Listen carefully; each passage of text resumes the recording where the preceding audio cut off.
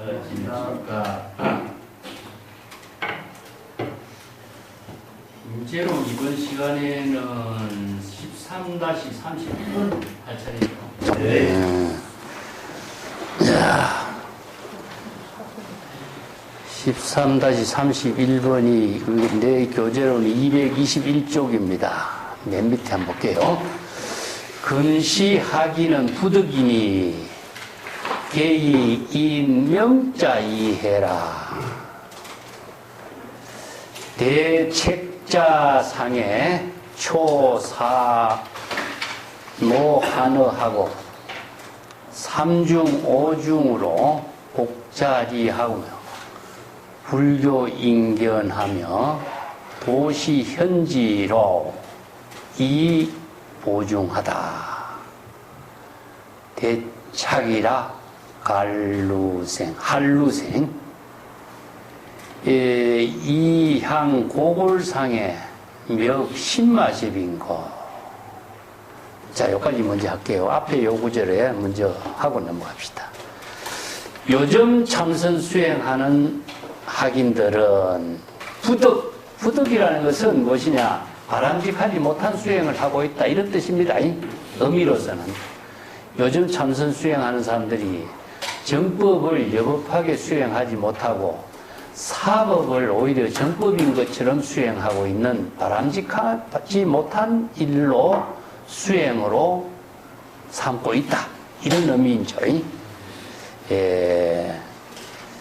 수행자 자체가 바로 불법의 현지를 깨닫고 진정한 견해를 구족해서 정법을 수행해야 되는데, 정법을 수행하지 않고 바람직하지 못한 사법을 가지고 형식적인 수행만을 가지고 수행하는 것처럼 하고 있다, 이런 의미에 부득이란 그 의미가 거의 있습니다.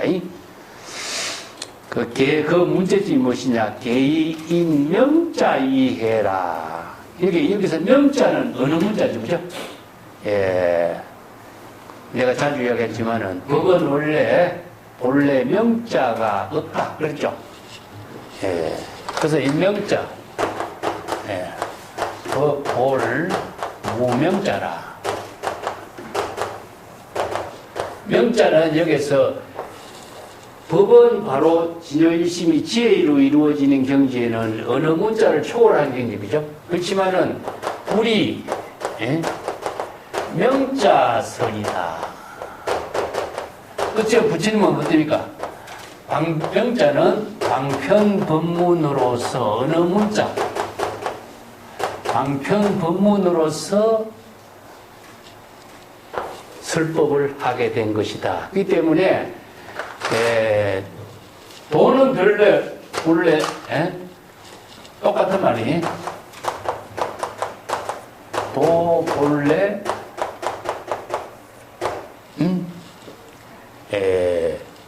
무원이나 이는 현도다. 이 말과 이제 똑같죠. 요건 배감독에서 이제 하는 말이죠, 그죠? 자, 요거 이제 성천한 관야경에 있는 구절을 가지고 이렇게 이제 선성은 이렇게 바꾼 거죠. 여기서 이제 중국 사람이 도라는 말을 쓰죠. 불교에서는 이제 경전에서는 법이라는 말을 쓰는데, 진여일심법이고 진여일심법이 지혜로 이루어지는 경지를 말해. 그렇기 때문에 나중에 우리가 임재가 자주 이야기하는 게 불, 법, 도, 이 세 가지 문제점을 갖고 이제 설법을 하죠.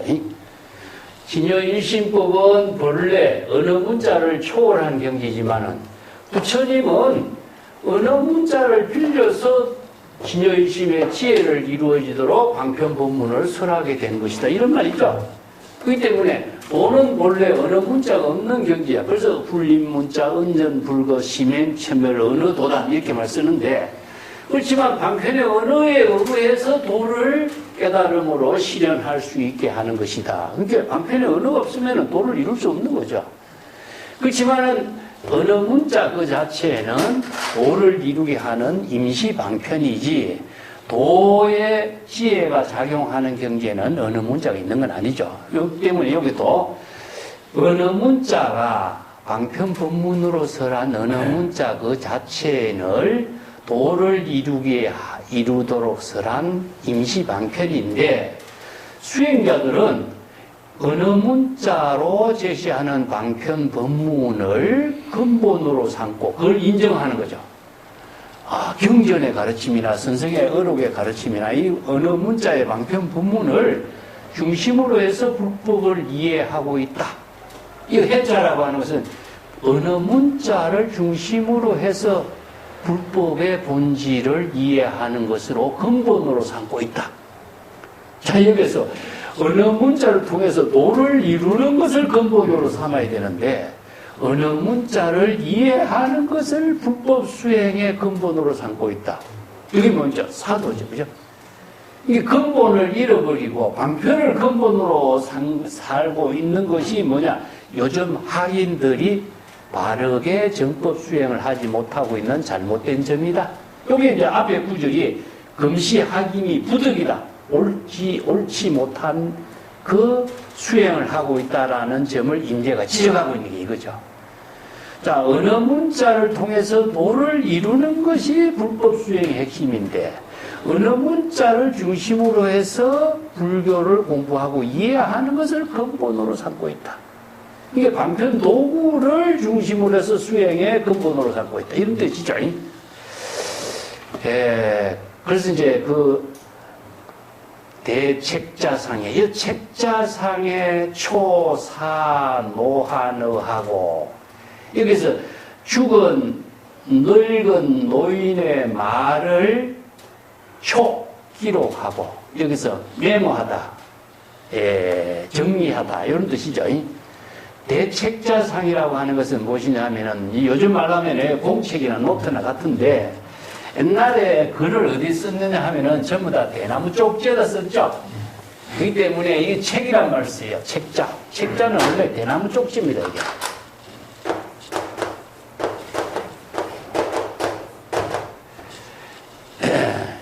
대나무 쪽지에다가 옛날에 종이가 없어가지고 대나무를 쪼개서 대나무에다가 경전을 전부 다 이렇게 붓으로 썼어요. 먹으로.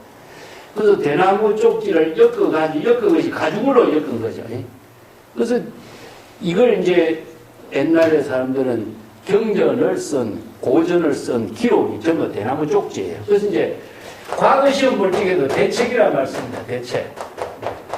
대책이라 말 쓰는데 동중서 같은 사람이 이제 과거 시험 볼 적에 대책이 어떻게 있냐면 대나무 쪽지에다가 현안 문제를 항아리에다가 이렇게 담아놔요. 항아리에다 담아갖고 이 문제점을 제시해놔, 대나무 쪽지에다. 그래서 과거 시험 보러 간 사람이 대나무 쪽지에 문제가 적혀 있는 거를 쪽지를 이렇게 딱 자기가 이제 앞에다가 딱 마주하고 대책을 강구하는 겁니다.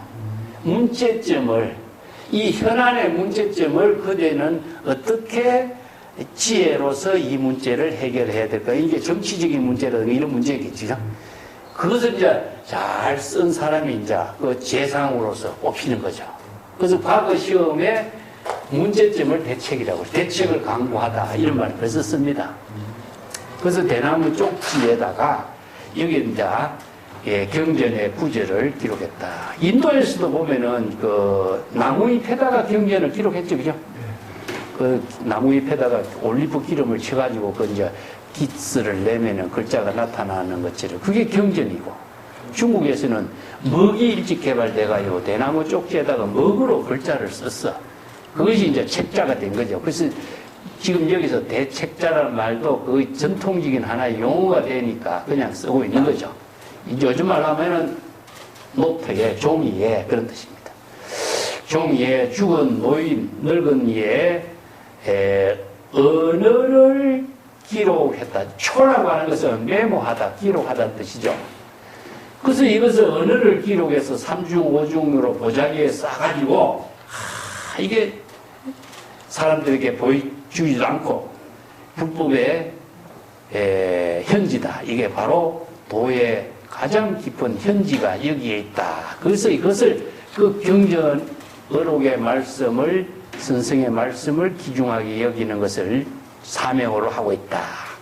여기에서 우리가 뭘 읽을 수 있느냐 하면은 어록이 만들어진 과정을 읽을 수가 있습니다. 중국의 역사에서 어록이 이렇게 만들어졌어요. 그 불교 경전이 인도에서는 어떻습니까? 경율론이 전례가 됐죠, 그죠?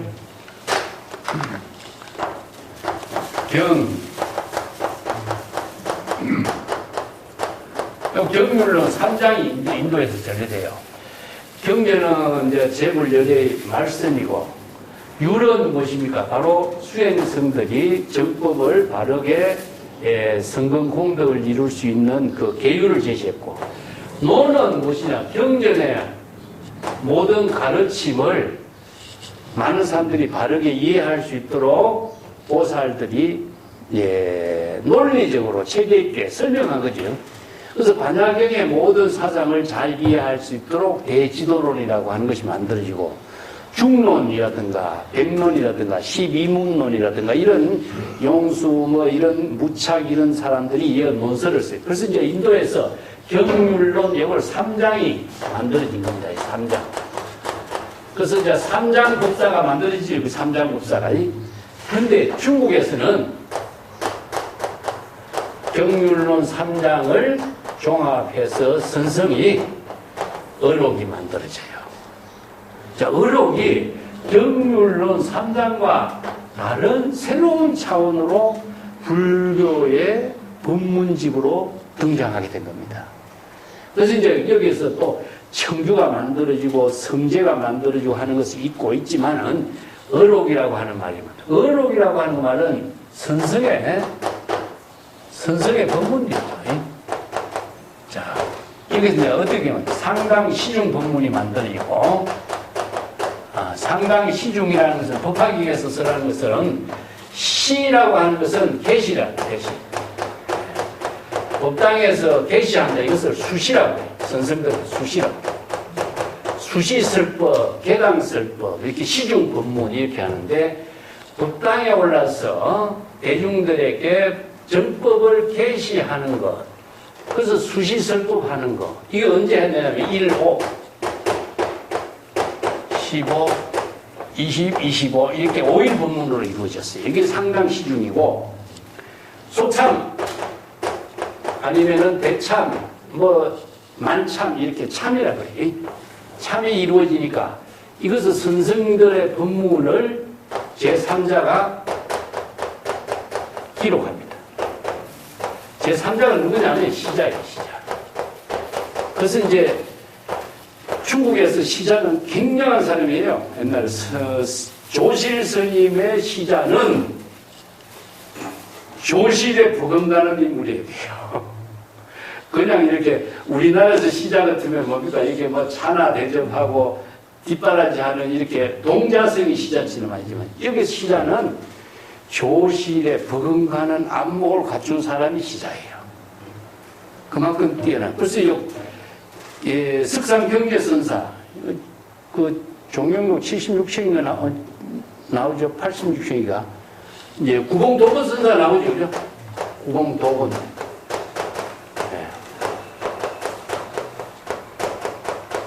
석상경제선사의 제자인데, 구봉도건선사가 석상경제선사의 법문을 시자라고 있었어요. 이 시자가. 근데 석상경제선사가 돌아가시고 난 뒤에 성당의 제1수자가 석상경제선사의 그 후임으로 조실이 되려고 하니까 시자에 있던 구봉도건선사가 딱 가로막는 거야. 선성의 뜻을, 정법의 안목을 바르게 깨달아 체득한 입장이라면은 인정하지만은 그렇지 못한다면은 이제 당신이 조실이 되는 걸 허용할 수 없습니다. 그래서 뭘 그러면은 질문해요. 석상경제선사의 법문을 바르게 알지 못하고 있지 않느냐. 그렇게 해서 내가 스승의 법문을 바르게 알지 못한다면은 내가 이 향을 피워놓고 맹세코 내가 죽겠다. 그래서 자탄이망하잖아.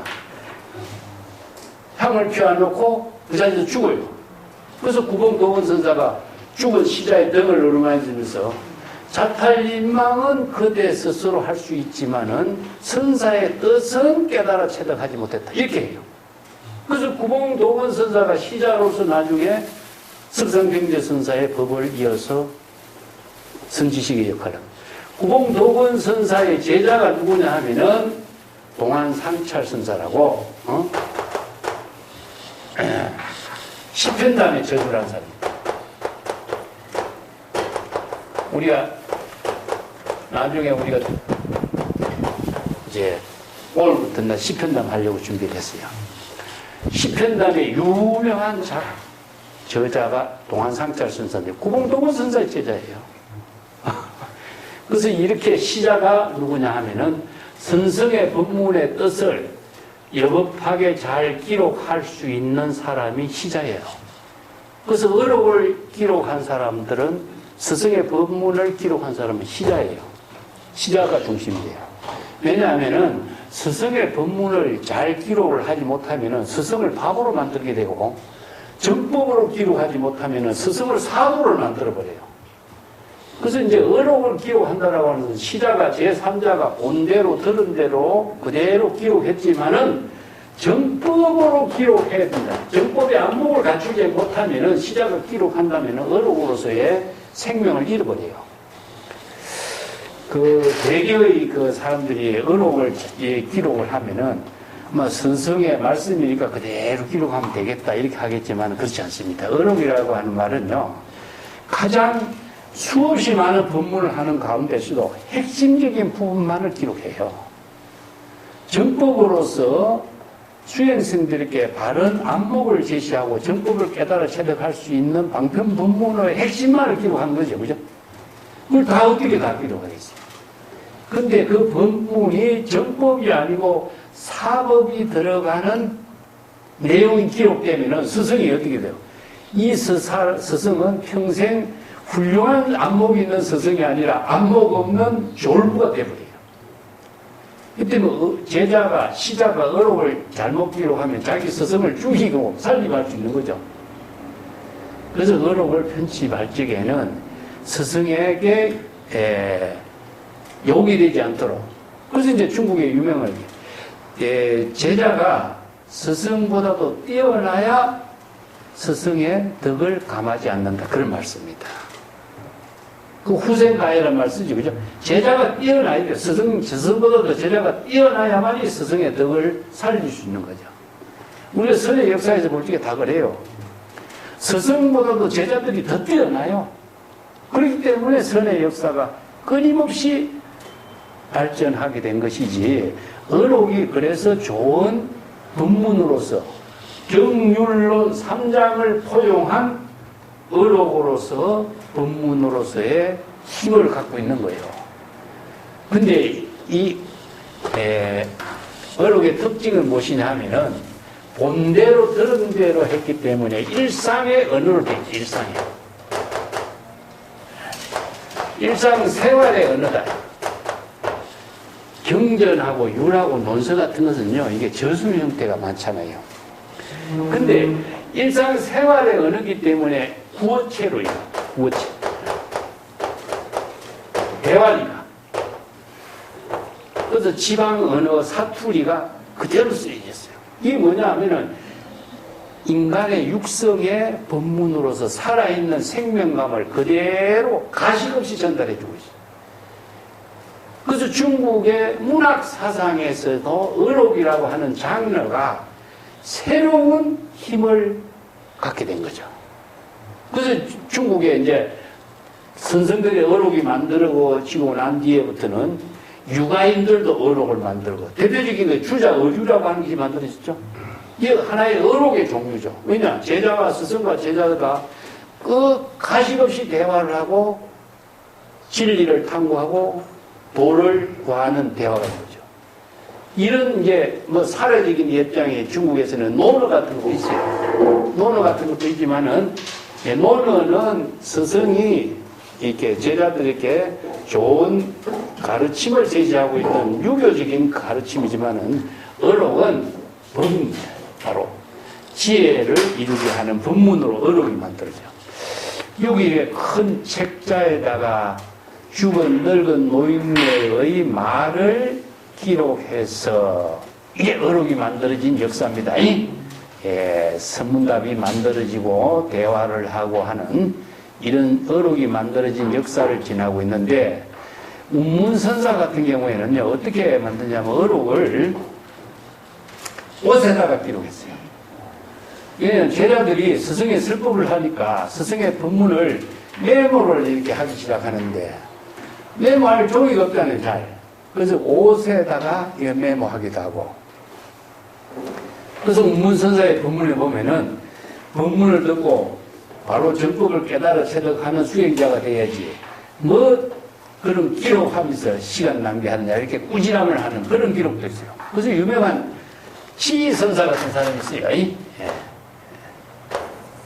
지선사. 종이 옷을 만들어 입은 사람이 있어요. 근데 여기에 지선사 같은 사람이 이게 선생들의 법문을 이렇게 옷에다가 이렇게 기록한 거죠. 그 메모한 거죠. 한두 마디.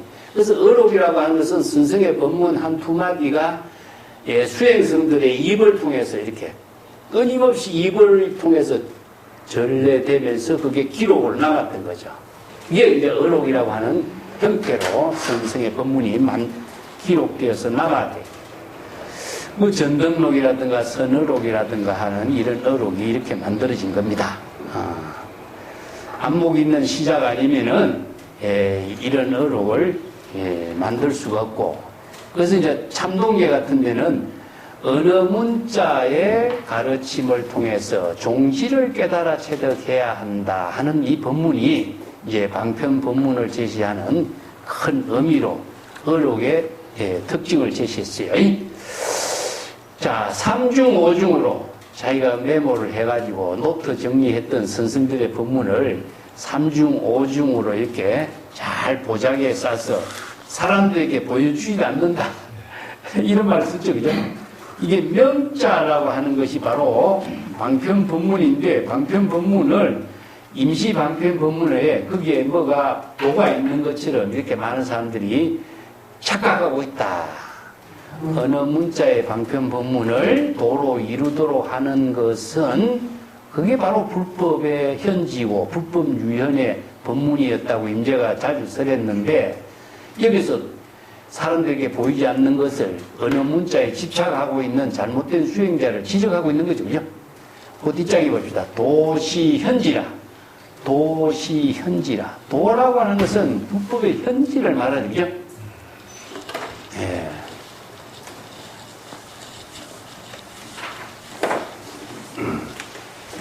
도라든가 법이라든가 이런 말을 이제 자주 선생들이 사용하고 있지만은,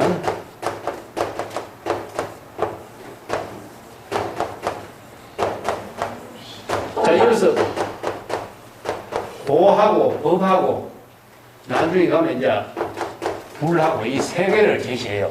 불, 도, 법 세 개를 제시하고 있지만은 사실은 같은 내용이죠. 그죠? 삼위일체인데, 현지라고 하는 것은 바로 불법의 현지, 불법의 대의 같죠? 그죠? 이 때문에 현지라고 하는 것은 자치나 흔적이 없는 거죠. 그래서 방편 법문을 통해서 깨달음의 지혜를 이루게 하는 힘을 우리가 불법 유현, 불법의 현지 이렇게. 그래서 유현이라고 하는 말 인재가 썼죠. 그죠? 언어를 통해서 도를 이루면은 언어의 자치나 모든 것이 없어져야 되는 거죠. 그렇기 때문에 지혜를 이루게 하면서 지혜와 자비가 공덕행으로 이루어질 때 자치나 흔적이 없어지는 것이죠. 이 때문에 불법의 현지를 깨달아 체득하도록 설했는데, 어느 문자를 가지고 불도의 현지라고 착각하고 있다. 이런 뜻이죠. 이 보중이요. 그렇기 때문에 그것을 어느 문자로 기록한 것이 불법의 현지인 것이요. 도의 현지가 되는 것이요. 그것을 아주 귀중하게 여기고 있다. 자, 경전에 어느 문자를 도라고 착각하고 있다.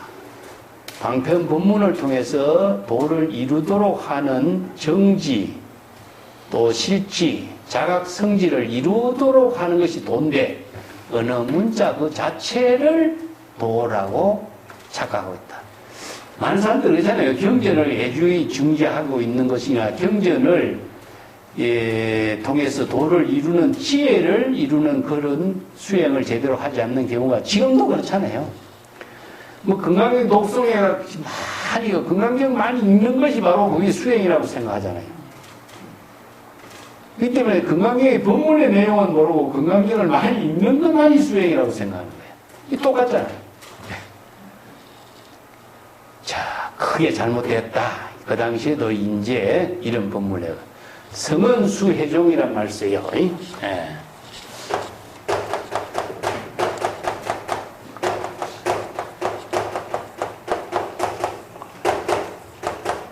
이게 참동계에 나온 말인데 방편 법문을 잘 이어서 여시아문 하는 겁니다. 이 성은이라는 것은 여시아문 수지 독송해서 반드시 종지를 깨달아 체득하라. 예. 여기서 불법의 현지를 깨달아 체득해야 되는 것이지 방편 법문 그 자체만을 가지고 현지라고 착각하지 마라. 이게 본질을 방편 법문을 현지라고 착각한 사람은 방편 법문을 통해서 종지를 체득하지 못하지. 그죠? 이 때문에 불법의 근본 종지를 깨달아 체득하는 것이 바로 불법의 현지지 어느 문자 그 자체를 종지 현지라고 착각하지 마라. 이런데 이게 바로 대착입니다. 크게 잘못되었다. 예, 한루센 안모 없는 녀석들 이런 말이죠. 할은 이게 예꾸눈이란 이런 뜻이고 정법에 안목이 없는 녀석들 이런 뜻입니다. 이항 고골상의 멱 신마접인고 그대가 바짝 마른 뼈다귀를 통해서 뼈다귀를 향해서 그 개가 개뼈다귀 뼈다귀를 입에다가 자기가 바른 침을 발라가지고 거기에서 뼈다귀에서 나온 것이 그냥 자기 침을 빨아먹는 것을 비유한 거예요. 신마십이요. 그 바짝 마른 뼈다귀에서 무슨 국물이 나올 것이 있다고 그 뼈다귀를 붙잡고 세월을 보내느냐. 이게 경전의 방편 법문을 이게 개뼈다귀에다 비유한 거죠. 개뼈다귀 그 안에서는 국물이 나올 수가 없다. 그래서 방편 법문을 통해서 방편의 지혜를 정지했을 때에 도가 이루어지는 것이지 방편의 언어를 가지고 그게 도가 있는 것처럼 착각하지 마라. 이걸 비유한 거죠. 유 일반 불시 호온이 향 교중의 치 의탁 상향하니라. 성어 구이라. 자, 여기서 일반이라고 하는 말은 아류의 선성을 말해요. 일반 모든 보통 수행자들이 원력을 세우고 독자적인 안목으로 수행을 해야 되는데 일반 수행을 한다는 것은 뭐냐면은 독자적인 안목을 갖추지 못한 일반 수행자, 아류의 선성들 이렇게 표현해요. 아류의 선성들이 좋고 나쁜 것도 판단하지 못하는 일반 선성들이 이런 뜻이죠. 이건 다른 말로 한다면 정법과 사법도 판단하지 못하는 일반 안목 없는 선성들이 이런 뜻이죠. 이 호호라고 하는 말씀인데 좋고 나쁘다 하는 이런 말로서 평가하기보다도 정법과 사법을 판단할 수 있는 안목이 없는 선성 이런 뜻이죠.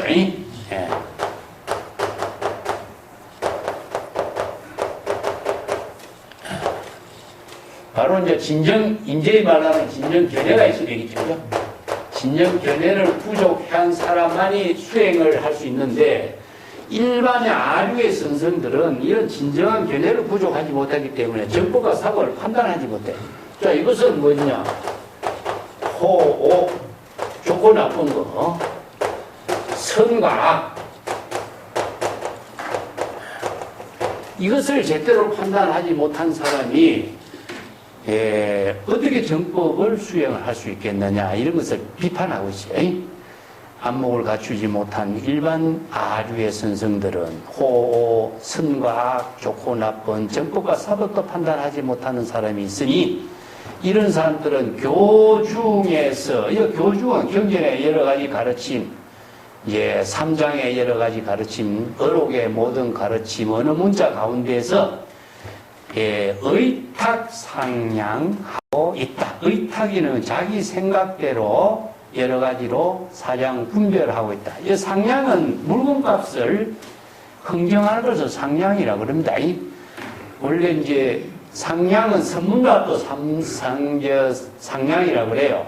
상인들이 물건값을 흥정하는 것을 상량이래요. 양이라고 그래요. 상량.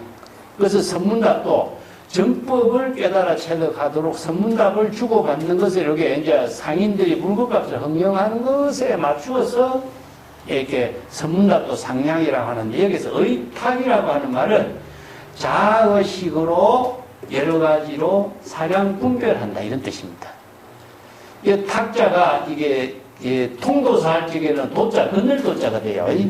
그렇지만 여기서 탁은 무엇이냐면은 자기 나름대로 사량 분별한다, 그런 뜻입니다. 이 탁이 그런 두 가지 뜻이 있어요. 강을 건널 적에는 도가 되지만은 여기서는 의탁은 사량 분별한다. 이 상량, 이것도 마찬가지 사량 분별한다. 그래서 경전 가르는 데에 자기 생각대로 경전의 언어 문자를 자기 생각대로 사량 분별하고 이해하고 뜻을 취해버리는 거예요. 그러니까 경전의 언어를 가지고 정법으로서 경전의 방편 법문을 수행하지 않고 언어 문자를 언어 문자를 가지고 이해해버리는 거예요. 그 내가 자주 이야기하는 거죠. 이겁니다. 경전의 방편 법문을 언어 문자로 이해하면은 대상 경계가 되겠죠. 그죠? 그래서 방편 법문을 진여일심으로 여법하게 수지 독송해야만이 지혜가 이루어지는 거죠. 그래서 방편 법문을 수행하는 것을 방편 수행이라고 하는데, 경전의 방편 법문을 언어 문자로 이해하니까, 언어 문자로 대상 경계로 이해하니까 사량 분별의 대상 경계밖에 안 되는 거죠. 그래서 여기서 뭐가 생기냐면 오해가 생깁니다. 예를 들어서 우리가 열애라고 하는 말 쓰잖아. 열애란 말. 금강경의 주제가 열애 선호전부터 나오잖아. 참 열애가 일체의 모든 보살들을 잘 보호한다고 나오죠. 그죠? 이게 열애가 보살들을 잘 보호한다니까, 열애를 뭡니까? 부처님이 보살들을 잘 보호한다, 이렇게 봐버리겠죠. 이 여기에서부터 열애라고 하는 말을 언어 문자로 이해하면은 부처님이 되어서 보살들을 보호하는 절대 존재가 되어버리죠. 그 때문에 여법하게 열애를 알면 어떻게 돼요? 진여일심의 지혜죠.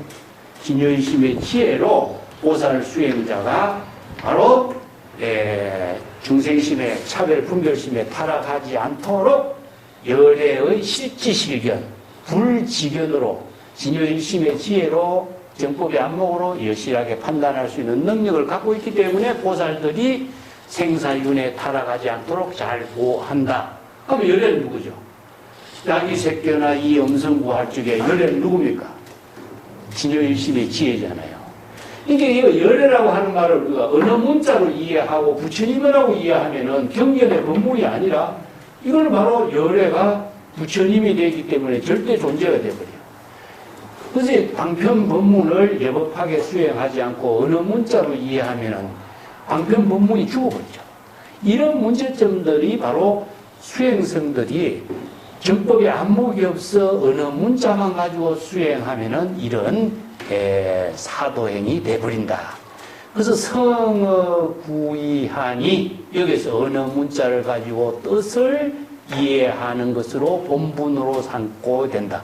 이게 근본, 성이라고 하는 것은 뭐냐? 언어 문자의 뜻을 이해하는 것으로서 모든 것을 다 수행의 근본을 이룬 것으로 착각해버려. 이렇게 이제 잘못된 똑같은 수행자의 길을 걸으면서도 똑같은 경전과 언어의 방편 법문을 통해서 불법 수행을 하면서도 이런 차이가 나버리는 거죠. 바로 정법으로 공부하냐, 사법으로 공부하냐, 사도행을 하느냐, 정법행을 수행하느냐. 자, 이것을 지금 지적하면서 임재가 법문하고 있습니다. 여타시계자로 향꿀이 합묘하니 토가 여별이니라. 이 말은 기가 막힌 말입니다.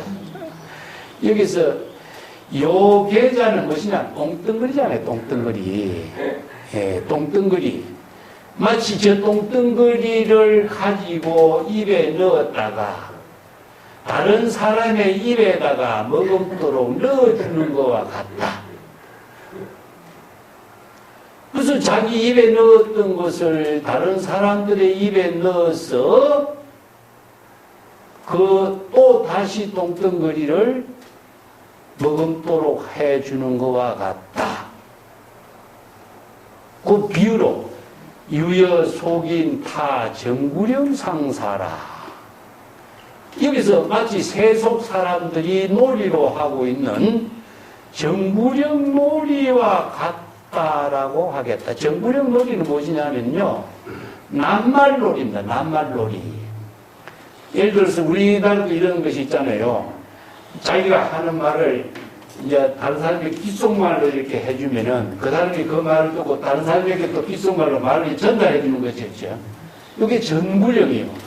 자기가 앞서 사람에게 들은 말을 이 다른 사람의 귀에다가 전달해 주면은 다른 사람이 또 그 말을 또 다른 사람에다가 전달해 주는 거죠. 이게 낱말놀이를 이렇게 전하면서 말 잘못 전달하게 되면은 나중에는 이제 불칙을 받는 거 있죠. 이게 정구령 놀이라고 하는데, 자기 입에 넣었단 말을 다른 사람에게 또 넣어주는 것을, 똥덩거리를 다른 사람 입에 넣어주는 것을, 이게 뭡니까? 언어 문자를, 선성들의 법문을 기록한 언어 문자를 기록해가지고 자기가 알고 있는 기록을 다른 사람에게 또 기록을 전달해 주는 것. 이게 누구냐? 바로 강사들이 경전의 법문의 뜻을 언어 문자로만 이해하고 언어 문자로 전달해서 언어 문자로 전해서 가르치는 것을 이렇게 비유한 거예요. 자, 광편 법문을 깨달아서 지혜를 이루도록 하는 것이 바로 선성이라든가 어록의 재불열의 가르침인데, 언어 문자만을 기억하고 언어 문자만을 전달하는 것을 이렇게 참 임재의 비유 본문이 아주 신랄하죠. 그죠? 똥덩어리를 입에 넣었다가 다른 사람이 입에 넣어주는 것 같다. 어느 문자로 기록한 경전의 본문을 다른 사람들에게 그대로 전달해 주는 것 같다. 이게 경전의 말을, 자기가 알고 있는 말을 다른 사람들 이렇게 전달해 주는 것을 이 정구령 놀이와 같다. 이렇게 비유해 놨어요. 이런 경우가 지금 우리가 불교 공부하는 사람들의 한번 주목해 봐야 할 말입니다. 옛날에도 임재가 그 당시에 잘못 사견을 가지고 어느 문자에 집착되어 있는 사람들의 문제점을 이렇게 지적했어요. 이게 임재의 법문이 너무 정난하다 그럴까? 좀 심할 정도로 비판이 정난하죠. 일생 허가라. 한평생 수행한다면서 헛되게 세월을 보내게 된다. 자, 정법 수행을 하지 않고 삿된 길에서 엉뚱한 길을 갖고 엉뚱한 일을 가지고 허망되게 세월을 보내게 되는 것이니, 그러면서 이런 사람들이 하는 말이 뭐냐? 일반 아류의 선생들이 하는 말은 나는 출가인이다. 야도 아추가, 이거 도는 말한다는 뜻입니다. 야도 이렇게 말한다 이 말입니다. 나는 출가인이다라고 이렇게 말하면서 자기가 출가인으로서의 자부심을 갖고 출가인의 행세를 하고 이렇게 출가인으로서의 존재감을 드러내고 있다. 그런데 그 다른 사람들이 그 사람에게 피타 문착 불법이면 면적 두구무사라 안사 칠돌하여 구여 편담이니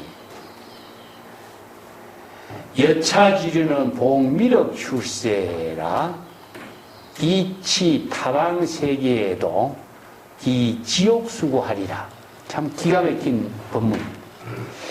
자, 이런 출가인으로서 성복을 입고 훌륭한 선지식의 역할을 하고 있는 안목 없는 수행성에게 어떤 사람이 불법의 적적대의가 무엇입니까? 이렇게 문착 질문을 하게 되면은 피라고 하는 것을 질문을 받게 되면 이런 뜻입니다.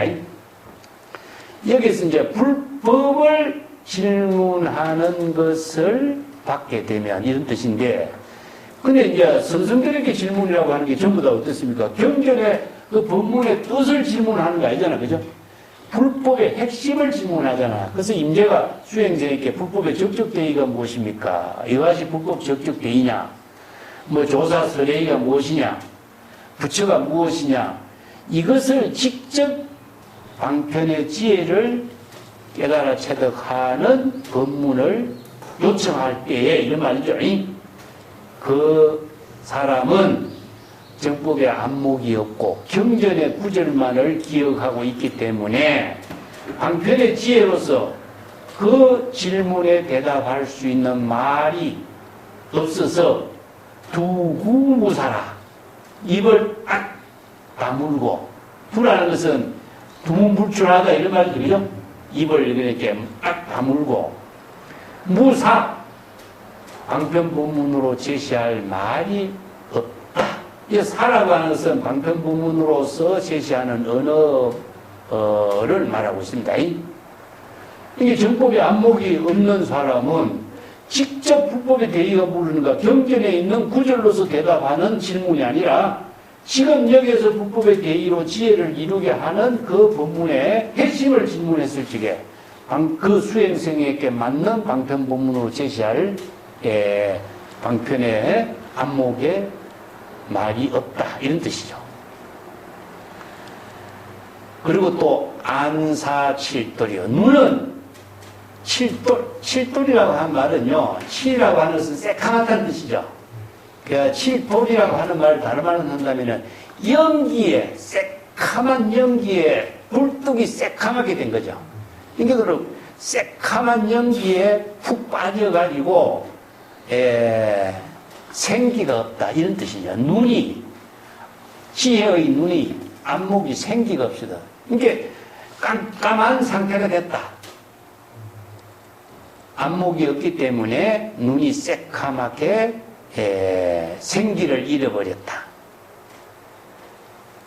자, 구여 편담이요. 또 입은 어떠느냐? 편담은 무엇이냐면요, 이게 원래 썩가라인데 우리가 이걸 여기서는 썩가리라고 보면 안 되고, 대문에 이렇게 빗장을 지르는 거 있죠. 대문을 닫고 대문이 열리지 못하도록 이렇게 가운데 빗장을 지르죠. 나무. 요걸 빗장이라고 보면 돼요. 입은 무엇이냐? 입을 딱 아래 위에 입술을 딱 다물고 빗장을 질러 놓은 것처럼 입이 떨어지지 않니 말을 하지 못해. 이런 모습이다. 자, 눈은 새카맣게 정법의 안목이 없어 생기를 잃어버리기 때문에 지혜가 없고, 입은 방편법문을 설할 수 있는 능력이 없어서 입은 닫혀가지고 입을 열지도 못하고 있다.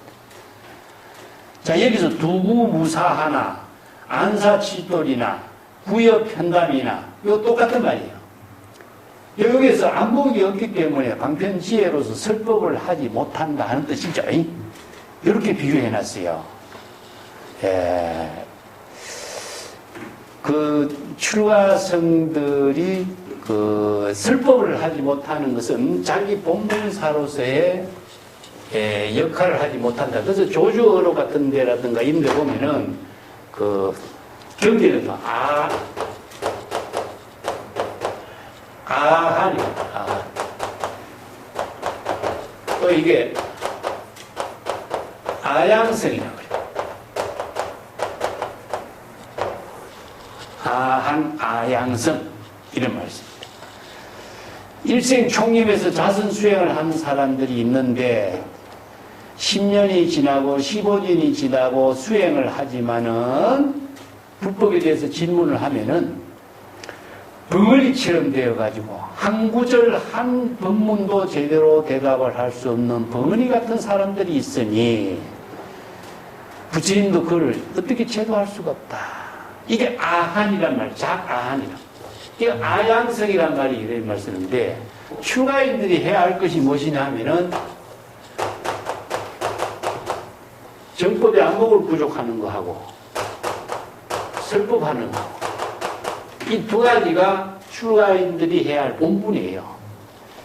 그래서 정법을 제시하는 설법을 하지 못한다면은, 출가인들이 해야 할 일은 아무것도 없어요. 그러니까 우리가 법보시를 하는 것이 뭐죠? 법시라고 그랬죠. 그죠? 법보시를 설해서 일체 중생들이 생사윤회에 해탈할 수 있는 법문을 설하는 것이 바로 출가인들이 해야 할 본분인데, 자, 출가인들이 벙어리처럼 그 아양성이라는 말은 무엇이냐면은 양이 그 말을 제대로 못하고 엠 하잖아요. 그죠? 요걸 이제 설법을 제대로 하지 못하는 수행성을, 안목 없는 수행성, 설법을 하지 못하는 수행을 아양성이라고 해요. 그래서 자기 본분을 하지 못하는 역할을 이렇게 표현해요. 그래서 이제 아양성과 같은 사람이 된다 하는 말을 임제는 이렇게 표현해요. 입은 다쳐가지고 할 말을 잃었고, 눈은 새카맣게 연기에 씌어가지고 생기를 잃어버리고, 입은 빗장을 찔러놓은 것처럼 입이 딱 닫혀가지고 열리지도 않고, 이와 같은 무리들은 여차지류, 이것은 일반 아류의 선생님이죠. 안목 없는 아류의 선생들은 미륵의 출세를 만날지라도, 미륵불이 56억 7천만 년 이후에 미륵불이 출세 사바세계에 출현해서 중생을 제도하는 인연을 만날지라도 그 이치 타방세계, 그 미륵불의 시대에도 교화를 하지 못하고, 미륵불의 교화의 시대에도 깨달음을 이루어서 해탈 열반의 경지를 이루지 못하고, 또 다른 세대의 다른 재물에 출세할 수 있는 세계에 옮겨서 지옥에 남은 과거의 고통을 다 소화시켜야 할 것이다. 얼마나 기가 막힌 말이야. 금생에 해결하지 못하고, 미륵불이 출세도 이 지옥의 고통을 다 해결하지 못하고, 미륵불 출세 말고 또 다른 재불의 세계에 가서 지옥의 고통을 다 소화시켜야 된다. 기가 막힌 말이죠. 그죠? 자, 이런 안목 없는 수행성들이 본분을 제대로 하지 못하고 사도행에 빠져서 어느 문자의 대상 경계에 속박되어서 안목을 구족하지 못해서 자기 자신도 헛되이 업을 짓는 중생으로 살게 되고 지옥의 고통을 받는 중생으로 삶을 살게 된 것을 임재가 이렇게 정말 신랄하게 날타깝게 비판하고 있죠. 어느 문자의 대상 경계를 속박되어 가지고 영원히 불법의 지혜를 체득하고 정법의 안목을 이루지 못하고 남의 말 행동과 흉내 내면서 어느 문자에 속박된 사람을 살고 있다. 그 선생들이 법문을 설하면서 내 말을 기억하지 마라, 기록하지 말라 이렇게 법문을 제시했어요. 그런데도 어록이 만들어져. 왜냐? 이렇게 뛰어난 안목이 있는 선생들의 임재어록 같은 것도 이런 법문들이 이게 전부 다 시자나 다른 사람들이 기록을 남은 거거든요. 임재 자신이 기록한 거 아니에요. 그런데 왜 이런 기록이 남았느냐? 이런 법문들이 많은 사람들에게 정말 절실하게 수행생들에게 구감이 되고 바른 법문으로서의 큰 힘을 제시하고 있기 때문에 이 기록을 남아있는 거죠. 그래서 기록의 의미는 많은 시대나 공간을 떠나서 수없이 많은 사람들에게 지혜를 깨닫게 하는 법문이 된다. 자, 이런 법문들은 우리가 참 주목해서 몇 번씩 읽고 또 참고해야 할 과제다 이렇게 생각합니다. 자, 그 뒷장에 넘어가 볼게요.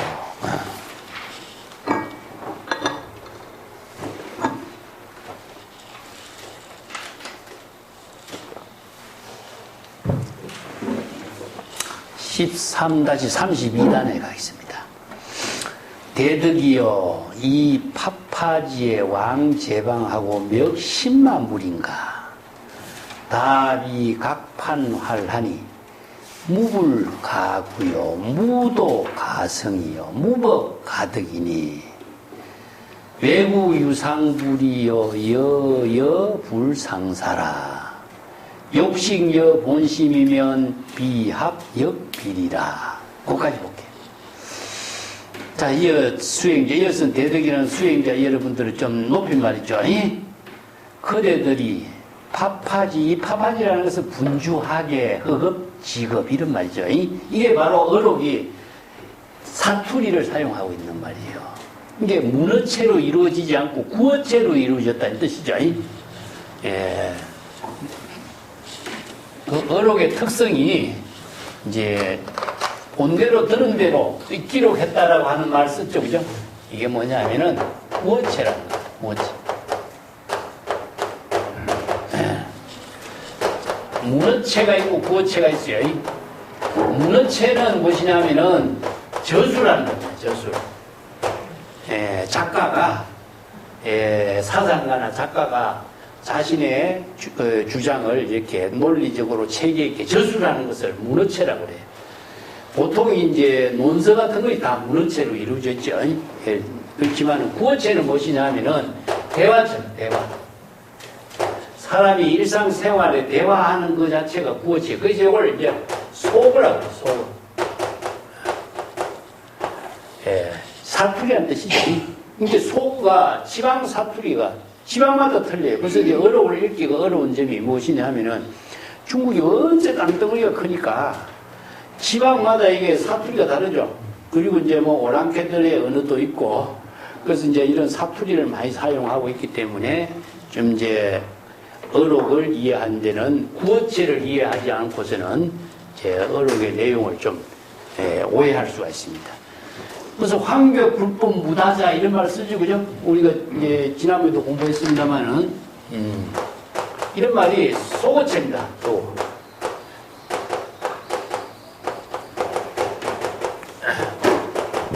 불법 무다자 이런 말입니다. 황벽 선사가 쓰라는 불법이 무다자란 말이 속어거든요. 근데 이걸 글자대로 번역하면 어떻게 되겠죠? 그 많은 사람들이 이걸 글자대로 번역했어요. 황벽 스님이 불법 뭐 별거 아니구나 이렇게 번역해버린 거예요. 황벽 스님의 불법이 이렇게 복잡한 것이 전혀 없고 이렇게 간단명료하다는구나 이런 뜻입니다. 이게 순일무잡이라는 뜻이라 불이법문으로서 직설적으로 가식 없이 여법하게 설하는 법문이었구나. 이런 말을 이렇게 써요. 이런 것도 전부 다 사투리를 모르면은 이걸 구어체로서 이해를 하지 못하고 문어체로 이해하면은 엉뚱한 오해가 되버리고요. 경전의 법문도 마찬가지죠. 이런 이제 법문의 방편 법문을 언어 문자로 이해하면은 내용을 방편의 지혜를 이루는 것이 아니라 지식으로 이해하는 경전이 되어버리는 이런 문제점이 되는 거죠. 자, 수행자 여러분, 그대들이 분주하게 파파지 여기저기에 제방을 왕래하면서 도대체 무슨 물건을 찾아서 그렇게 답이 각판하는가? 신발 바닥이 다 닳아서 평평하게 되도록 여기저기 돌아다니는가? 이런 말입니다. 기가 막히게 말이죠. 옛날에 신발 바닥이 뭐게 집신이겠죠, 그죠? 집신이 바닥이 다 달아 떨어지도록 이런 말이 여기서 각판활이라고 하는 말은요 신발 발바닥이 다 달아서 그냥 평평하게 돼버린 상태 이런 말을 이렇게 표현했어요. 자, 수행자 여러분들이 뭐가 그리 분주하게 제방 여기저기를 돌아다니면서 무슨 물건을 찾아 구하려고 신발 바닥이 평평하게 다 달아 빠지도록 여기저기를 왔다 갔다 이렇게 세월을 보내고 있느냐. 이 행각수행을 이렇게 근데 행각수행을 하면서도 그대들이 무슨 대상 경계를 통해서 부처를 구하고 도를 구하고 깨달음을 구하고 해탈 열반을 구하려고 하는 것은 뭡니까? 사도행을 하는 거죠. 이 바로 정법 수행의 행각 수행을 하지 않고 사도의 행각 수행을 하는 이런 어리석은 수행자가 되지 말라. 이걸 이제 지적하고 있어요. 그래서 무불가고요. 부처라고 하는 것은 대상 경계로 구할 수 있는 것이 없고, 부처가 무엇이냐? 이게 부처가 문제. 여기 이제 불이 문제점이 나와요. 인제의 법문에서 항상 이제 경전에나 어록에서 설하고 있는 주제가 이제 방편 본문으로 제시하고 있는 첫 번째 부제가 이 불이죠. 그죠? 네. 자, 여기 주제가 이제 앞에서도 나왔습니다만 여기서 이제 인제 세 가지 주제를 울, 법.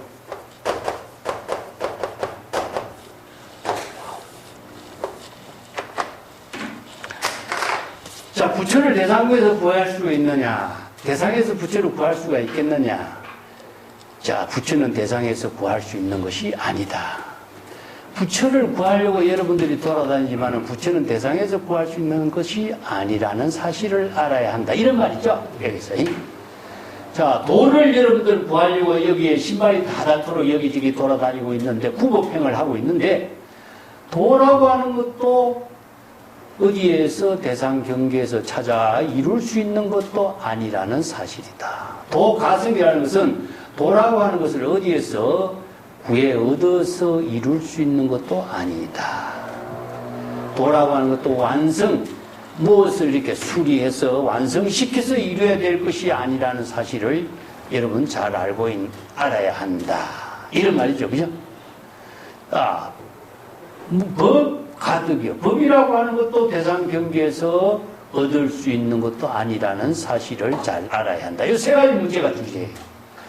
부처는 대상 경계에서 구해야 하는 것이 아니고 도라는 것도 대상 경계에서 이루어야 하는 물건도 아니고 법이라고 하는 것도 대상 경계에서 얻을 수 있는 것도 아니라는 사실이다. 이 세 가지 문제죠. 자, 그래서 이제 이 주제가 다음 단에도 연결되고 있어요. 그래서 이 법문을 부처나 법이나 도라고 하는 것은 삼위일체다.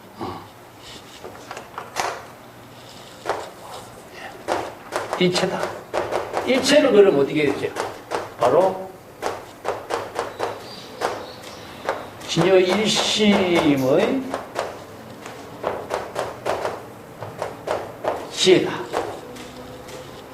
진여 일심의 지혜를 이룬 것이 이제 진여 일심의 경지가 바로 부처고, 진여 일심이 여법하게 작용하는 것이 법이고, 진여 일심의 지혜가 여실하게 지음력이 자기 본문사로 작용하는 것이 도고. 그렇기 때문에 진여 일심으로 이루어지는 것이 어디냐? 일체가 이루어진 것은 진여 일심이죠. 그죠? 근데 이 부처나 법이나 도라고 하는 것은 뭐냐? 출세간의 방편 법문이다. 이거죠. 그래서 출세간의 지혜를 이루게 하는 방편 법문이다. 그래서 여기서 이제 세간의 언어와 세간법의 언어라고 합시다. 출세간법의 언어와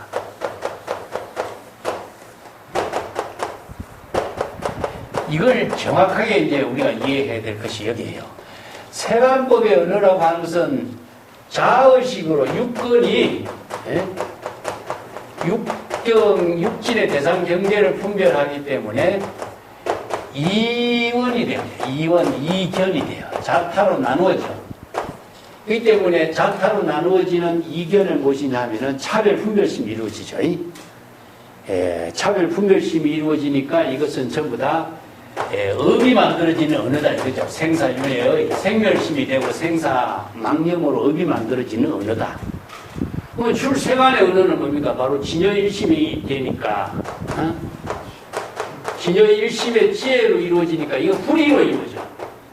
그래서 불의 법문으로서 방편 법문을 설하게 되죠.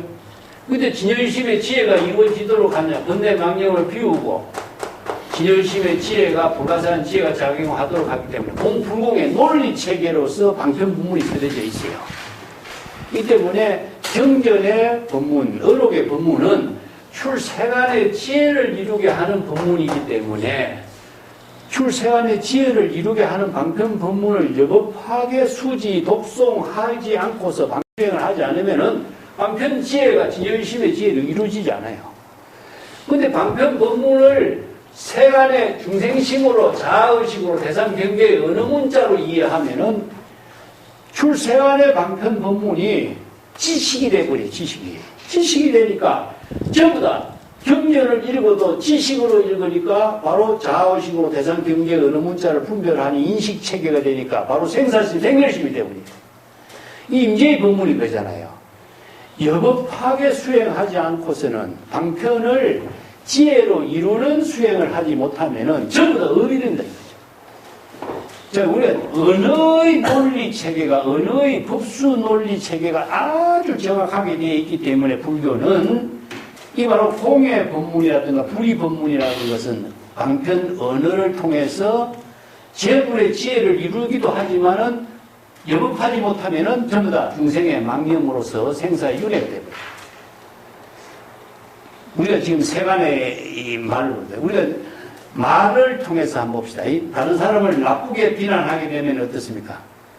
그 언어가 내 마음의 작용과 함께 이루어지죠. 내 마음이 불편한 마음 작용이 함께 일어나요. 남을 칭찬하면 어떻게 돼요? 내가 기쁜 마음이 함께 일어나죠. 언어가 내 마음을 작용하게 하는 것과 분위로 함께 이루어지거든요. 이 때문에 세간의 언어를 사용하면 차별심의 언어가 돼버려요. 출세간의 언어를 사용하도록 방편 법문을 수행하도록 제시하는 의미가 세간의 모든 생사윤회의 업을 초월해서 이 해탈 열반의 재불열애의 지혜의 자비의 공덕행을 이루도록 출세간의 방편 법문을 쓰란 거예요. 경전의 법문도 마찬가지예요. 그래서 이 법의 논리를 어느 방편 법문을 통해서 이 재불열애의 지혜를 이루도록 설해 놓은 것이 바로 경전과 언록의 방편 법문입니다. 근데 여기에 부처라든가 법이라든가 도라든가 이 말을 방편의 언어로 써놨어요. 출세간의 방편의 언어로 했는데 부처라고 하는 말, 법이라는 말, 도라는 말을 방편 법문으로 예법하게 알지 못하고 이것을 중생심으로 부처님 이렇게 번역하면 어떻게 되죠? 열애를 부처님으로 절대 존재로 하면은 부처님의 나를 다 구제해주는 어떤 절대 존재가 된다면은 신과 같은 존재가 되버리죠. 그러면 경전의 방편 법문이 전부 다 이걸 집어요. 법도 마찬가지입니다. 법이 따로 있다고 생각하면 어떻게 되겠어요? 그 때문에 안목이 없는 사람이 부처를 대상에서 구하고 법을 대상으로 구하고 도를 수행해서 이루려고 완성시키려고 이렇게 대상으로 도를 수행하면은 전부 다 사도행위다. 그래서 여법하게 정법으로 수행을 하지 못하면은 아무리 훌륭한 방편 법문이라도 중생심이 되는 대상 경계가 되버린다. 그런 점을 여기서 먼저 강조하는 거예요. 자, 외부 유상불이여 여여불상산이 욕식여 본심이면 비합역 비친이다. 요 구절은요, 올인전이라든가 전동록에 보면은 서천의 제8조 불타난제라고 하는 조사가 개송으로 써져놨어요. 이 개송을 지금 인용하고 있는 겁니다. 원래 이 개송이 불타난제 제자가 누구였냐 하면은 복탐일다라고 하는 제자가 있는데 복탐일다가 부모는 나와 하나 된 경지가 아니요. 내가 부모의 몸을 하고 태어났지만은 부모와 나는 하나는 아니잖아요. 그죠? 그죠? 부모는 나와 하나 된 경지가 아니고 그러면은 나와 가장 하나 된 경지, 하나 된 사람은 누구냐? 이걸 문제로 제시해놨어요. 그리고 재물은 나의 도가 아니요. 그러면은 최상의 도를 이룬 것은 누구냐? 이걸 문제로 제시해놨어. 스승에게. 제시하니까 이제 불타난제 존자가 복탐일다 제자에게 개송으로 설한 부분이 이 구절이에요. 그대가 말하는 것은 그대의 마음과 하나 된 경지를 이루게 된다면, 그대의 말과 그대의 마음과 하나 된 경지를 이룬다면 부모를 대상으로 비교해서 말할 필요가 뭐 있느냐. 자, 여기 이제 이 본문의 뜻이에요. 말, 불이가 되면은 신이 되는 거죠. 부모의 몸을 받아 나왔지만은 부모와 나는 하나가 될 수 없잖아요. 그죠? 그렇지만은 자신이 하는 말하고 자신의 마음하고 불의의 경계가 된다면은 하나가 되는 거예요. 이 법문을 설해주는 거예요. 이 법문. 왜 부모를 끄잡아야 되느냐? 그대의 말과 그대의 마음 작용이 불의의 묘용으로 작용할 때 바로 신이 된다. 이게 불이란 뜻입니다. 이게 친소란 말 쓰거든요. 예, 진여일심의 지혜를 친이라 그러고 중생심의 번뇌망념을 소라 그래요. 언어로 신소라고 하는데, 그대의 말과 그대의 마음이 불의의 경지를 이루게 되면은 신의 경지를 이루게 되고, 부모를 여기다 비교할 필요가 없는 것이다. 그대의 행동하고 그대의 깨달음의 지혜가 작용하는 도가 합치게 되면은 재불의 마음이 바로 그대의 마음이 되는 것이다. 이런 뜻입니다. 그래서 이 개성이 나와요. 바깥으로 왜 유상의 부처를 구하려고 하느냐. 그대와 더불어, 그대의 본래 면목과 더불어 상상, 어울리지도 않는 일이다. 그러니까 마음 밖에서 부처를 구하면 어떻게 되세요? 그대의 본래 면목과는 관계없죠. 그대의 본래 면목의 지혜가 부처인데 그 부처를 마음 밖에서 구한다고 한다면 그대의 본래 면목과 부처의 지혜는 불이일체가 될 수가 없다. 어울리지 않는다. 이 상사는 어울리지 않는다. 하나가 되지 못한다. 이런 뜻입니다. 자, 여기서 부처를 유상의 부처를, 대상 경계의 어떤 형상이 있는 부처를 마음 밖에서 구한다면은 그대의 본래 면목과 그대의 본래 부처와는 어울리지 않게 됩니다. 이런 뜻이죠. 욕심여 본심, 그대의 본진여 본심을 깨달아 체득하고자 하는가? 비합 역비. 자, 그대의 진여 본심은 그대와 합쳐진 것도 아니고 그대와 떨어져 있는 것도 아니다. 이거 기가 막힌 말을 써놨어요. 자, 우리가 본심하고 그대와, 이것은 그대라고 하는 말하고 진여 본심하고 뭐가 합쳐지 있느냐, 합쳐지지 않느냐, 이 말이죠. 이게 어려운 말이에요.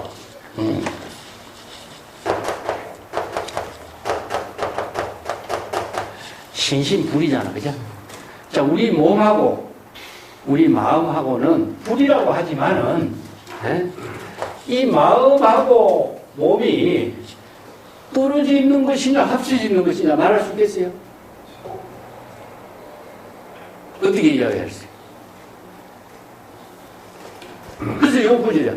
그대의 마음을 알고자 하는가? 그대는 무엇이냐? 그대의 몸과 마음이 하나 된 그대의 지금 여기 자기 본분사를 실행하는 본래 면목인데, 몸과 마음이 떨어져 있느냐 떨어져 있지 않느냐, 합친 것도 아니고 떨어진 것도 아니다, 이렇게 표현한 거예요. 합쳐져 있다면은 대상 경계와 하나로 이루어진 경계가 되겠죠. 떨어져 있다 하면은 몸과 마음이 떨어져 있다면 그것도 따로 존재하는 것이 되어버리잖아요. 그래서 이제 유마경에 나와요. 심부재외, 부재외, 부재 중간. 자, 이게 바로 불교의 법문이에요. 이걸 뭡니까? 중유라고 해요, 중유. 이걸 중도라고 해요, 중도. 마음은 밖에 있는 것도 아니고 마음이 안에 있는 것도 아니고 마음이 안과 바깥과 안 그 중간에 있는 것도 아니다. 이건 뭡니까? 마음이 합쳐지는 것도 아니고 떨어지는 것도 아니지, 그치? 어디에 있다고 말할 수 없죠. 자, 그렇기 때문에 무주가 되는 거죠. 무주가 무엇이냐? 바로 중도예요. 무주가. 그래서 이제 무주, 무상, 응?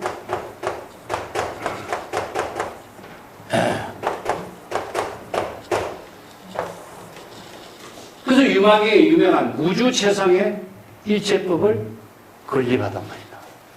그래서 이게 중도의 입장에서 진여일심의 지혜로 일체법을 건립하는 것이에요. 그렇기 때문에 마음이 안에 있다, 중간에 있다, 합쳐진 것이냐, 떨어진 것이냐, 이것은 대상으로 분별하는 망념밖에 안 돼. 이 때문에 우리가 무주의 근본상에서 그 유마계의 법문이 이런 것이 정말 빛을 발휘해요. 예. 업무소주 이신기심도 마찬가지지만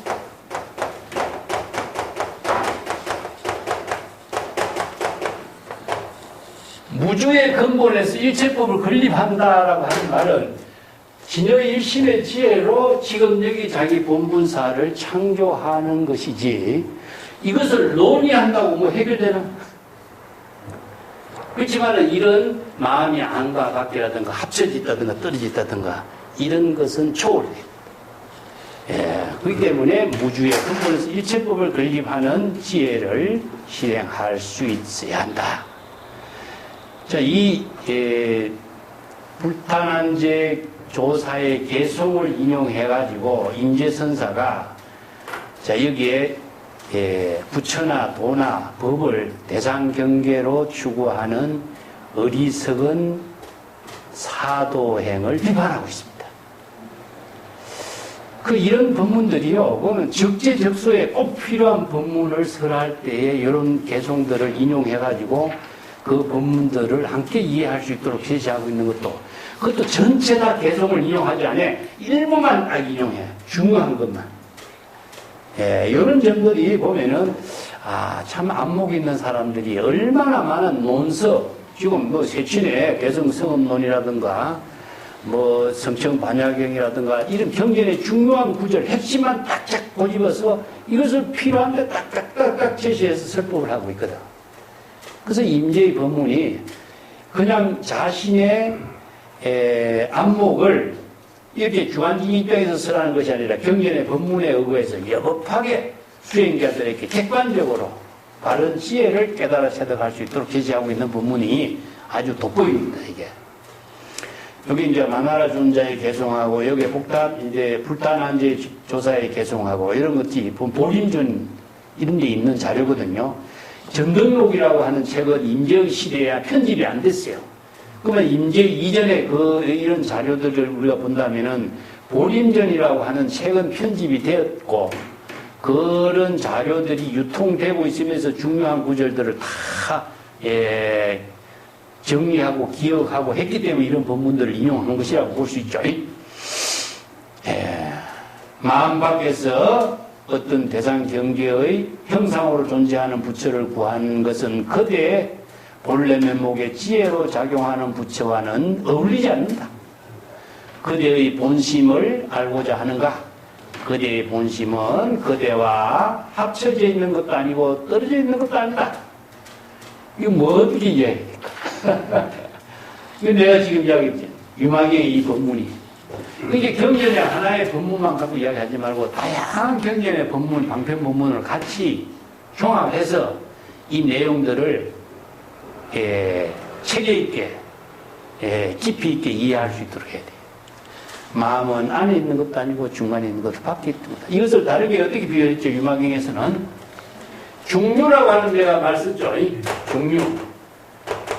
중류라고 하는 말이 왜 말을 많으세요? 이거 화학명에도 중류란 말 쓰고 중류란 말이 나오는데 배가 이쪽 언덕에도 머물지 않고 저쪽 언덕에도 머물지 않고 가운데도 머물지 않는다. 이거 배가. 이걸 비유한 거예요.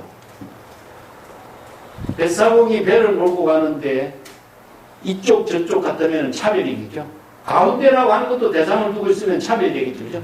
그렇기 때문에 이쪽 저쪽 그 가운데 강물 가운데에서도 머무르지 않는 상태라. 머무르지 않는 상태를 무주라고 그러기 때문에 중류에도 머물지 않는다 이런 뜻입니다.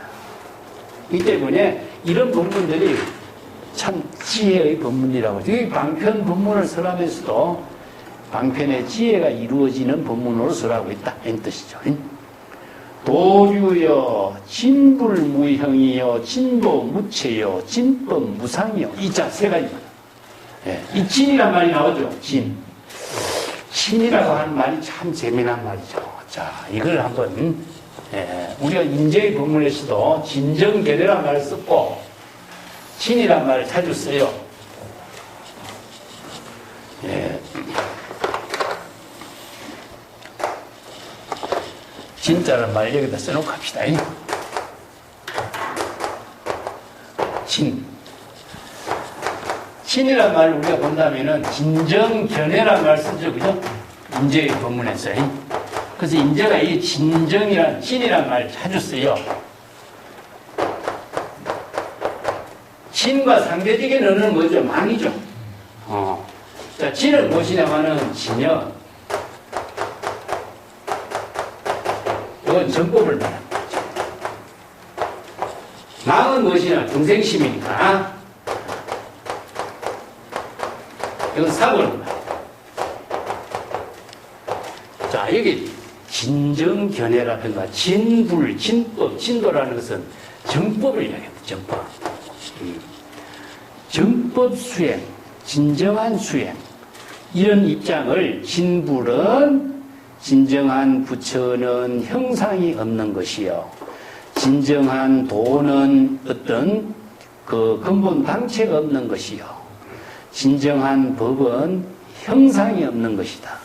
자, 여기서 진불을 무형이라고 하죠.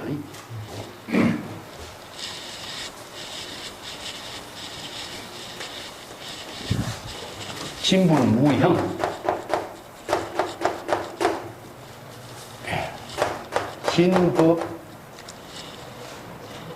무상이가. 응? 진도는 무체고 진법 무상이지.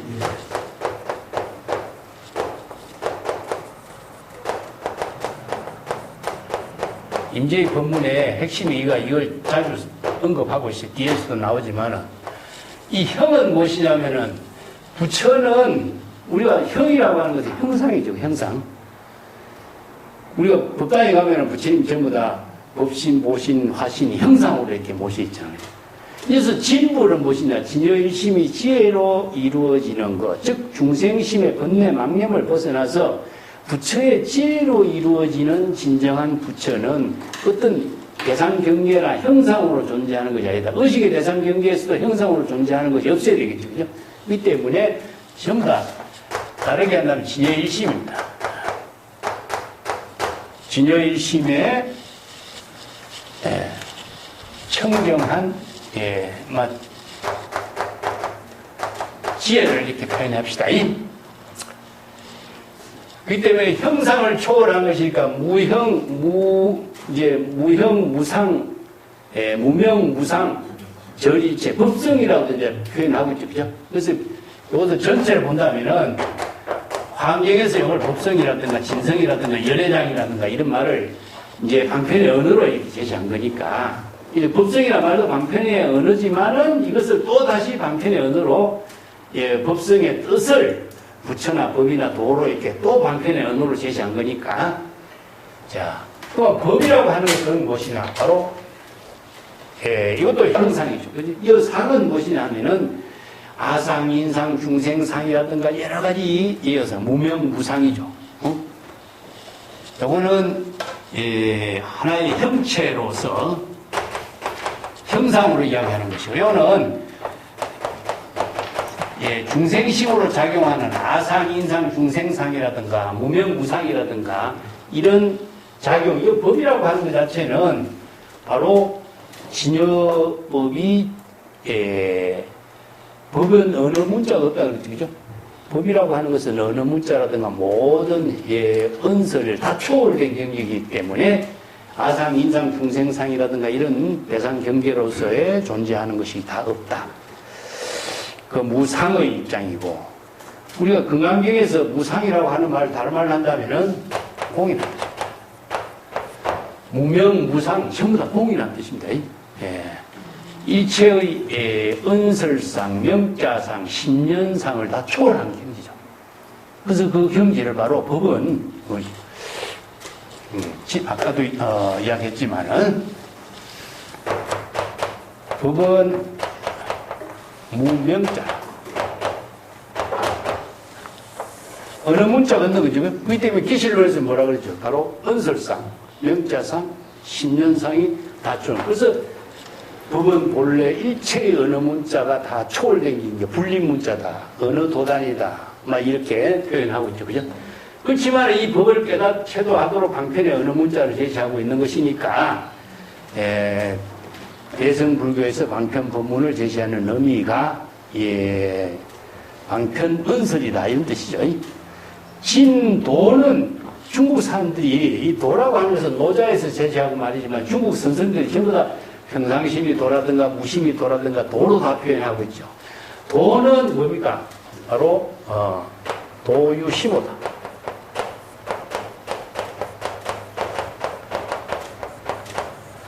도라고 하는 것은 무엇이냐? 이것을 정확하게 개념으로 정리한 것은 뭐냐? 마음으로 깨달음으로 작용하는 것을 도라고 한다. 이렇게 표현해요. 이게 도법자연이라든가 뭐 천지 이전에 혼돈의 상태에 있었는데 뭐라고 이름 붙일 수가 없어서 부득이 이름 붙인 것이 도다. 노자에서는 이렇게 이야기해요. 근데 도라고 하는 말을 부득이 이름 붙여서 도라는 말로 대라고 쓰고 도라고 쓰고 이렇게 여러 가지 말을 썼지만은 그것이 바로 논리적인 언어는 아니야. 그래서 불교에서는 이 도라고 하는 말을 사용했지만은 이것을 법의 체계에 논리적으로 사용한 것이 뭐냐? 유심의 법문으로서 마음으로 깨달음을 이룬 것을 도라고 한다. 이렇게 표현해요. 그렇기 때문에 궁극적으로 도는 뭐겠죠? 바로 진여의심의 지혜로 깨달음으로 작용하는 것이 그렇기 때문에 도는 지금 여기에 자기 본분사의 지혜를 이루는 경지를 도라고. 그래서 우리가 도란 무엇인가 질문했을 적에 이제 내가 설명했죠. 한 사람은 뭡니까? 무심이 도라 그래. 네, 무심이 도다. 그 무심이 도라는 말은 틀린 말은 아니지만은 무심의 경지를 이룬 입장이 단정적으로 할 수 있겠느냐. 두 번째 사람은 뭡니까? 총목시도를. 눈에 부딪히는 것이 다 도다. 일체의 모든 존재가 다 도의 작용으로 이루어지지 않는 것이 없다. 그래서 불교에서는 법의 체계로, 제법 실상으로 이루어진 세계를 지금 도의 작용으로 이루어진 것으로 보고 있죠. 그죠? 근데, 세 번째 제자는 뭐라 그러죠? 어느 문자를 초월해서 말을 하지 않고 손뼉을 탁탁 치면서 뭡니까? 무릎을 치고 깡충깡충 뛰어나가죠. 이게 뭡니까? 도는 작용이다. 그래서 작용적성이라고 하죠. 진여 본성이 지혜로 작용하는 것을 도라고 한다. 이것은 마음이 깨달음으로 지혜에 작용하는 것을 도라고 한다. 그래서 도라고 하는 것은 어느 문자를 초월해서 지금 지혜의 생명으로 작용하는 상태, 즉 ING입니다. 다른 말 한다면은 이혈례와 같아요. 이혈례라는 것은 어디에서 오고 어디서 가는 것이 없어. 무소종류의 영무소고인 것처럼 항상 지혜로 작용하는 것을 열애라고 하는 것처럼 이것을 바로 중국인들은 이것을 도라고 표현했죠. 그죠? 그렇기 때문에 불교의 경전의 법문이 중국 사람들에게 굉장히 이해하기 쉬운 거예요. 자기네들이 잘 아는 언어로서, 잘 알고 있는 개념의 논리로서 불교가 들어왔으니까 자기네들의 언어로서 언어를 자유스럽게 방편 법문을 설할 수가 있게 된 거죠. 자, 이걸 세 가지로 본다면은 부처도 진여의심의 지혜요. 도도 진여의심이 예법하게 작용하는 법이요. 자, 도도 뭡니까? 진여의심이 지혜가 지금 작용하고 있는 상태, ING 상태입니까? 세 가지는 일체죠. 방편의 언어는 다르지만은 사실은 진여의심의 지혜로 작용하는 것을 부처라고도 말하고 법이라고도 말하고 도라고 말한 거예요. 자, 이것을 지금 세 가지로 나누어. 그래서 삼법 혼용이요. 화일체라. 이렇게 됩니다. 진불과 진도와 진법은 세 가지 방편 법문이 혼용된 것이다. 혼용, 하나로 혼합되어서 작용하는 것을 말하는 것이요.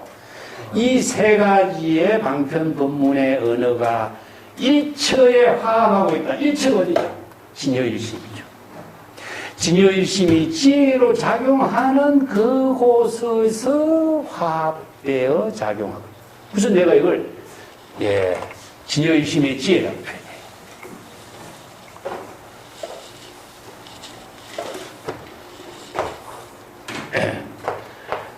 세 가지가 바로 진여일심의 지혜다.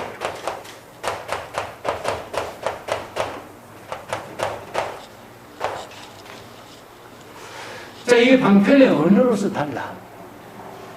방편의 언어로서는 다르지만은 방편의 지혜로서 작용하게 하는 곳은 하나라, 한 군데라. 그래서 진여일심의 지혜로 이루어지는 경지를 진불, 진도, 진법이라고 한다. 이제 형상이 없고, 본체도 없고, 어떤 상도 없는 법을 대상 경계로 찾으려고 수행자 여러분들은 신발 바닥에 닿도록 여기저기 분주하게 제방을 왔다 갔다 행각 수행을 하느냐? 이런 비판이죠, 그죠? 이 때문에 진정한 안목을 갖춘 수행자가 정법을 바르게 수행하라고. 마음밖에서 도를 구하지 마라. 그건 외도다. 기변 부득이면 환장 망망 업식 중생이라. 자, 이러한 경지를 깨달아 체득하고 판단할 수 있는 능력, 안목이 없다면은 이것은 망망 업식 중생이다. 망망이라는 것은 막 물이 큰 바다에 이렇게 망망한 바다에 이렇게 물이 떠돌아 다니는 것처럼 업을 짓는 중생이다. 업식 중생이다. 생사윤회에 업을 짓는 중생으로서 살고 있는 모습이다. 자, 안목이 없기 때문에 기변 부득이나 이 변이라고 하는 것은 뭡니까? 정법과 사법을 판단할 수 있는 능력을 갖추지 못하는 것을 말이에요. 이 정법과 사법을 판단할 수 있는 능력이 있어야 발심 수행하고 방편 수행해서 바로 정각을 이루고 법을 깨닫고 도를 이룰 수 있는 지금 여기 자기 본분사의 삶을 사는데 안목이 없기 때문에 이것인지 저것인지 여기저기를 헤매는 거예요. 분주하게 왔다 갔다 하면서 방향을 잃고 세월만 보내는 사람이 되니까 이게 업식 중생이라. 업을 짓는 중생이라 이 뜻이죠. 대상 경계를 분별하고 업을 짓는 중생으로 평생 떠돌아다니다가 한평생 세월을 보내게 된다. 자, 이 참 수행자로서 출가해서 살면서 진정한 안목을 갖추지 못하면은 이런 삶으로 한평생 세월을 허망하게 보내게 된다. 이런 뜻이죠.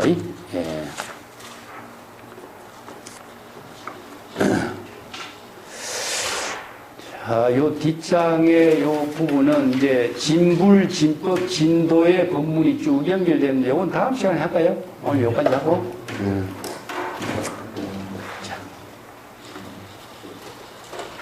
자, 여기까지 합시다. 자, 간다.